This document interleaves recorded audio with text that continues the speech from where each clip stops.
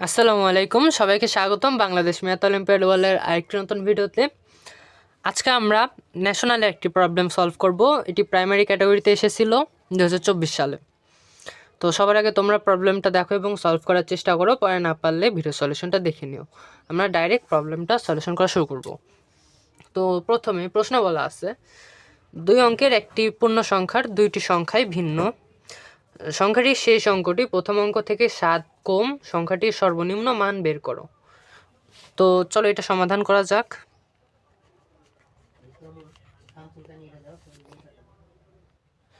তো দেখো, প্রথমে আমাদের বলছে এটা 2 অঙ্কের একটা পূর্ণ সংখ্যা। তো ধরি এটা এক্স ওয়াই, সংখ্যাটা হলো এক্স ওয়াই, যেখানে এক্স একক, ওয়াই একক স্থানীয় অঙ্ক এবং এক্স দশক স্থানীয় অঙ্ক।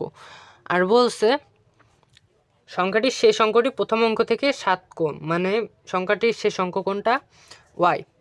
ওয়াই এক্স থেকে 7 কম মানে এক্স মাইনাস 7। আবার বলতে পারো যে ওয়াই মানে এক্স ওয়াই থেকে 7 বেশি, একই কথা।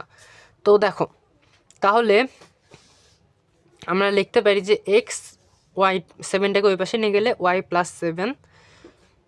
এখন দেখো, আমাদের সংখ্যাটা সর্বনিম্ন মান বের করতে বলছে। তো সর্বনিম্ন হইতে গেলে হয় এক্স 0 হইতে হবে অথবা ওয়াই 0 হইতে হবে, তাহলে তো আমরা মিনিমাম ভ্যালু পাই। মিনিমাম ভ্যালু বললে অলওয়েজ কোনো একটা 0 হইতে হবে, আর যদি ম্যাক্সিমাম বলে তাহলে একটা 9 হবে।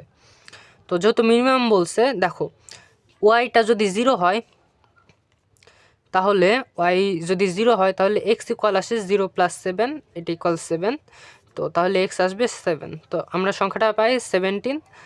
আর এক্স যদি 0 হয় তাহলে ওয়াই ইকুয়াল আসে -7। আচ্ছা, নেগেটিভ তো সংখ্যা হবে না, তাই না? দেখো, হ্যাঁ, তাহলে সংখ্যাটা আসবে -07।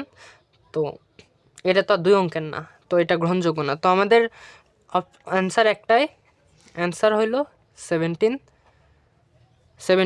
তো এটাই ছিল এই প্রবলেমের সলিউশন। ধন্যবাদ সবাইকে।